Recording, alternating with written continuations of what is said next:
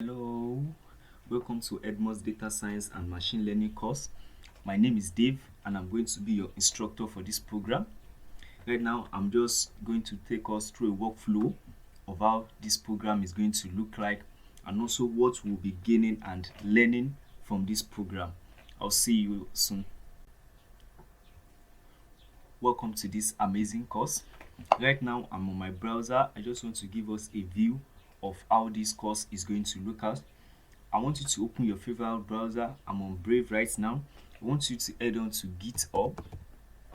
I want you to head on to github.com slash David slash 289 slash machine learning hyphen data science. Then you press enter.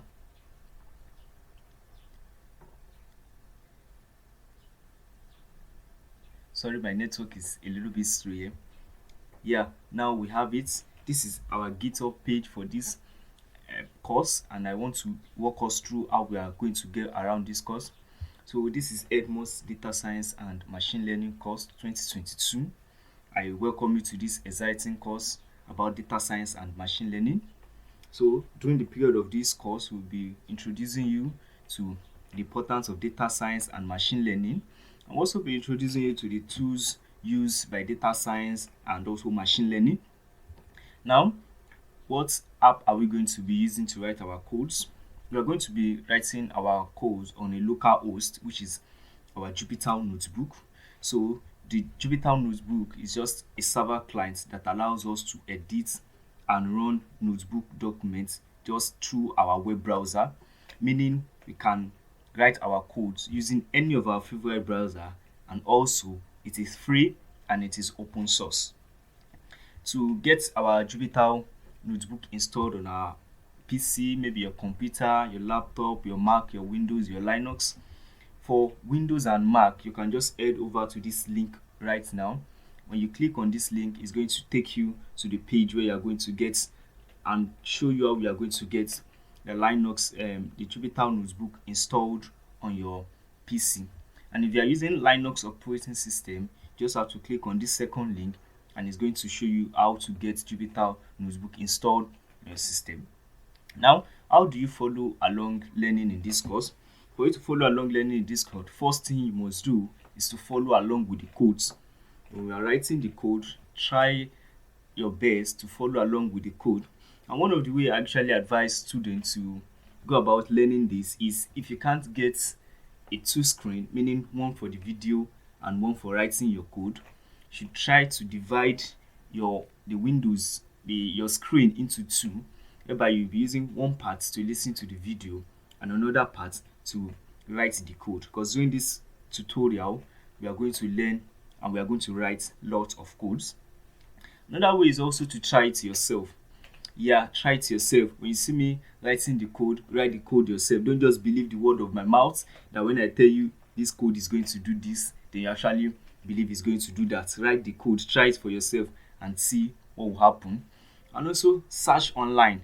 Yeah, during this course, we'll get into the habit of searching things online, how we can go about, because one of the things that actually make us a real data science, one of the things that actually make us a real programmer is not about us cramming all the codes. It's just about us knowing what we need and knowing how to get them on the internet. So for you to be a satisfied data science and machine learning, you must know how to search the web for things you want. And also, one of the way you can also follow along with the code is actually to read through documentation. Yeah, we read through documentation. We have our NumPy documentation. We have our pandas documentation. We have a lot of documentation that we'll actually be going through. And documentation might seem hard at first, but with time, you understand and you learn how to do it. And also, you should do the exercise. After each module of this course, there is going to be an exercise that we have to practice on. So one of the things that will advise us during my experience of teaching is to go into this exercise, do those exercise for yourself, and don't worry, the solution to the exercise will also be provided, but do well to actually go more into the exercise. And also write more code. One of the way you learn is by writing code yourself. When you write code yourself, you come across errors, you come across things, then you ask questions, search online, and with that you'll be able to know more and more about it.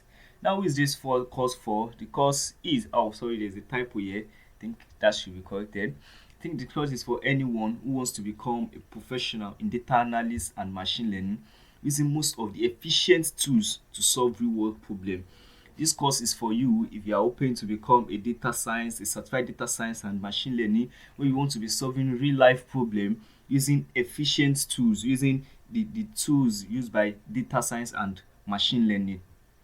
Now, what are we going to cover throughout this course? Now, throughout this course, we are going to cover the introduction to data science and machine learning, the introduction to data science and machine learning tools. We are going to cover the introduction to data science and machine learning. We're also going to cover to the introduction to data science and machine learning tool. Then we are going to be exploring NumPy library. The NumPy library is a Python-based library that is used by data analysts. I will talk about that during the NumPy section. We are also going to be exploring the pandas library as well as the matplotlib. We are going to be working with structured data. We have two types of data, which are structured and unstructured data. Structured data will be in form of our Excel. They are always in rows and columns, while unstructured data are always unstructured, from the word unstructured, probably our video, our audio, images. They are our unstructured data. So we are going to be doing our workflow, which is the introduction to machine learning modules. We are going to be introducing ourselves to machine learning modules. We are going to be carrying on regression tracks, whereby you have multiple inputs and we are trying to predict a certain output. We're also going to be classifying, we are going to be doing the classification tasks, whereby you want to differentiate maybe something is one thing or another. For the regression task, probably you want to predict based on some criteria, probably the space, you want to predict the price of an house. And also we'll be working on a real life data set, so we'll be predicting the price of an house, giving some certain features about the house. And on our classification text, we're actually going to be working on whether a patient has disease or not. We are going to be using a real world data set, which is actually going to let us to know maybe a patient has heart disease or not. And also the second project that we are going to do here under our classification tags is to use a real live data, which is called the Titanic data set, to actually predict if a passenger survived or did not survive the Titanic accident. And we'll be working on real life regression problem, working on real life classification problem. We're also going to be working with unstructured data. I told us structured data are our data that informs of row and column. Now we are going to be working on unstructured data, and we are going to be working on image detection. We are going to be detecting image. Let's say if an image is an image of a dog, then you are going to build a machine learning algorithm that is going to detect whenever I see an image that no, this is an image of a dog. And we are going to be doing image processing. We are also going to be doing deep learning for image projection, image detection rather, sorry. So we are going to be doing deep learning. In case you don't know, deep learning is also a subset of machine learning that focus on building neural network to detect, to extract meaningful information from a data. So from there, we are going to be doing deep learning also. And we are going to be talking about application of data science and machine learning. And also we show you a lot of external resources for you to learn more, external resources for you to explore more, for you to download data sets yourself, work with real life data sets and know more. And also I want to take us through a workflow of this program. Now you can see this is the GitHub page. It is github.com/olowu289/machine-learning-data-and-science. So if you come here, this is the GitHub page. Now to introduce us to some things, this folder called data actually contains all the data that we are going to be using for this course. If you click on the data part, then you are going to see the data that we are going to be using for this course. If we go back to our course, and also you can see we have our exercises also. This is our exercise that we are going to be carrying out. Actually, at the time of recording this video, the exercise is not yet filled up, but when you will be listening to this video, the exercise will be filled. Each and every module in this video will have its own exercise. And also, if you look at it, we have the notebook, all the codes written in this program will also be provided in this GitHub page, where you can go there, download the notebook and use it for yourself. So, and also we have the slides that we are going to be using in this program. We have it in our folder here. There is no slide here yet, but when you are listening to this video, there will be slides here.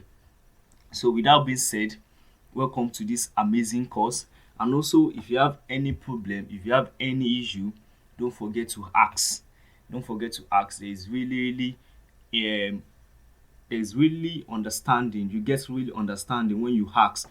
You ask people. When you ask, you don't forget to ask. There is the Discord chat below. You can ask any question and I will be able to attend to you. Thank you very much. With that being said, I'll see you in the next video where I'll be showing you how to open and install Anaconda. Thank you very much. Welcome back. Now, for you to actually follow through the next video, if you are working on a Windows or on a Mac, I'll first advise you to click on this link. It's going to take you to a YouTube page.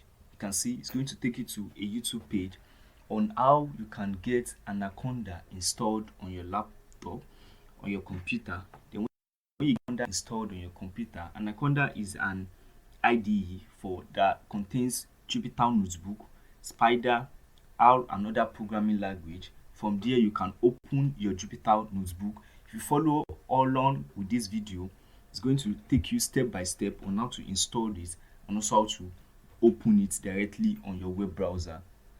Now, if you are working on a Windows or Mac, this video is going to work for you. But if you are working on a Linux, then you click on this link. This link will actually take you to where you just download only Notebook PC on your Linux operating system. When you are working with Linux, you can just only download the Jupyter Notebook only on your PC without having to download the whole of the Anaconda package. Now from there, so actually I have Jupyter. I'm working on a Linux operating system and I already have Jupyter Notebook installed on my Linux. So for me to open it, I'm just going to head over to my terminal. If you are working on a Linux operating system, this will also work for you. But if you are working on a Windows operating system, this video will show you step by step. This particular video will show you step by step. If you are working on a Windows or Mac, this video will show you step by step on how to get it installed and also how to open it on your PC. That being said, if you are working on a Mac, on a Linux operating system, you can open it through your terminal. You just head over to your terminal. Then when you click on your terminal is actually going to open. Then from there is loading. Then once your terminal open, then you can just type. It's as easy as typing Jupyter Notebook. When you type Jupyter Notebook and you press enter, and we are just going to wait for it to load and come up. Then with this, you can see we are going to have two links. Is either this one or this. So anyone just copy any of this link. With this, I'm going to copy this one. Copy. You can also copy this one. So when you copy it, you just head on to your favorite browser. So I'm just going to head on to Brave. Sorry, let me just close this web browser that is opening up. So I'm just going to head on to my web browser, add a new tab. So once I have a new tab, then that link that I copied, then I'm going to paste it there. Then once I paste that link there and I press enter, then I will have my Jupyter Notebook opened on my web browser. For you that you are using, if you are using a Windows operating or a Linux operating system, when you follow through that video, it's actually going to teach you up to a place that you get to somewhere like this and even create new file. But first thing I want you to do, I want you to head over to this new, click on this new, click on folder, then click on folder. Once you click on folder, if you come down, you should have an untitled folder here. You can see I have an all title folder here. Then I'm just going to click on it. Then I'm going to rename it. If you want to rename it, you can rename it to data science and machine learning. So once you do this, then you click on rename. But because I already have a folder here that is data science and machine learning, the reason why we are creating this folder is that all our codes, all our notebook also, we can be storing it in this folder without having it just to have it on our laptop. So because I already create a folder, for you just have to click rename. Then for me, because I already have this folder, I'm just going to cancel it. But you have to click on this rename so that it will rename that Untitled folder. So, but for you just to do a practice, I'm just going to, let me just do something and call this test and press rename. So once I click on rename, you can see this file already exists. Wow, I even have a file already that is text. So let me let me just rename it. I should not have a file that is div. Let's see, and I'm going to press rename. Yeah, you see now that I have a folder here that is called div because I renamed it to div, and it's actually empty right now. So because you just created the file, which is data science and machine learning, I already have it on my PC. I already created the folder. Then once you click on it, you can see we have this. We have our data. This our data also is empty now. Then we'll be filling it very soon. We have our slides, we all our slides, and we have our notebook. Right now you can see this is a .ipynb, which is a IPython notebook. IPynb stands for IPython notebook. This is our first class, which is actually our introduction to NumPy. And the video will be out now so that we can watch it and also listen. And for you to create a new Python file, you head on to new, then click on Python 3 kernel, IPyKernel. Then once you click on it, it's going to open another tab where you have your Jupyter notebook running. You can see this is actually how our Jupyter notebooks look like. And also, let me just tell us some in to actually rename this notebook. Let's say you want to rename this notebook. Let's say data science. So you can rename this notebook to data science. You can see now we have data science as the name of the notebook. Then you can, let's do some simple Python operation by just saying 5. Then we can say 5 plus 5. So for you to run this cell, you are going to hold Shift on your laptop and enter. So once you press Shift and enter, you run this cell. We actually see 5 plus 5 is 10. So we have our 10 here, which is the output.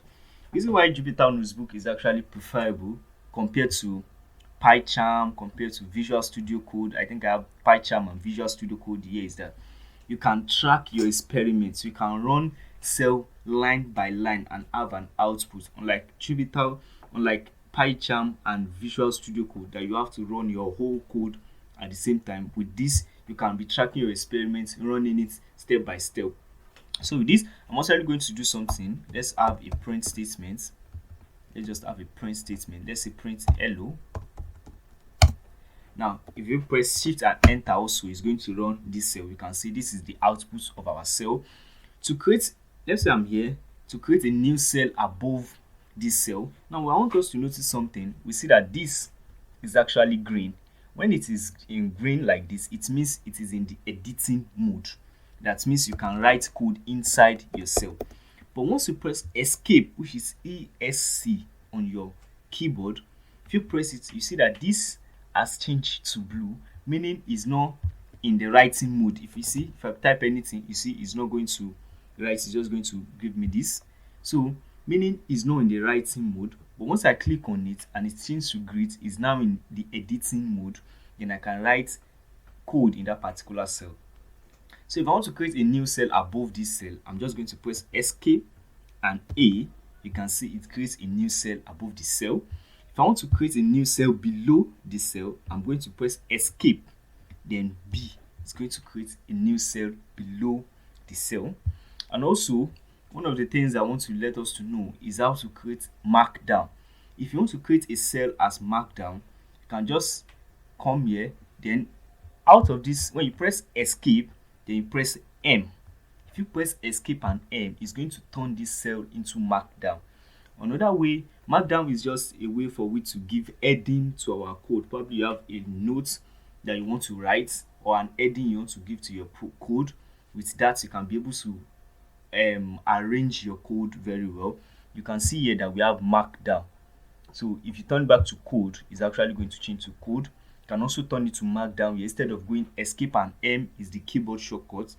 If you want to turn it here, you can just go and create Markdown. It's going to turn to Markdown. And also to create cell above and below, I think this is where you run your cell. Instead of you pressing shift and enter, you can press it here to run your cell. You can press shift and enter. There's actually, to run cell, there's two ways. We have control and enter and shift and enter. I'm going to explain it to us now. We have run all cell, run below. With that, if you come to this edit, you can see cut cell, copy cell. You can delete cell by just pressing escape DD as a shortcut, or you come here and delete the cell. You can split, you can merge cell, you can do a lot of things with Jupyter Notebook. Now I said there's two ways to run a cell. Either you press shift and enter. Now notice one thing when I happen when I press shift and enter, it's going to run that particular cell and create another cell below it. But once I press control and enter to run, you see it's just going to be running this particular cell. It's not going to create any cell for me below. So for me to create a cell below, I can just press shift and enter. Then it's going to run the cell and move on to create another new cell for me. So I actually have a Markdown page here. One thing is I can give a heading. I can say data science and machine learning, and I press shift and enter to run this cell. Now you can see we have a little nice heading here, which is data science and machine learning. Note this is a type 3 heading because we have 3 hash symbol before it. If I have 2, you can see this is a type 2 heading. If I have 1, then this is a type 1 heading. Then if you do not have anything at all, it's just going to write it down like this. So preferably, depending on what you like it, I usually like a type 3 heading to keep my notebook small. So this is data science and machine learning. And also along the course, I'm going to be showing us some useful hints and some shortcuts in Jupyter Notebook. Without being said, now we've done the introduction part to this, and now let's move into the real course where we'll be doing introduction to data science and machine learning. I'll see you there. Thank you very much.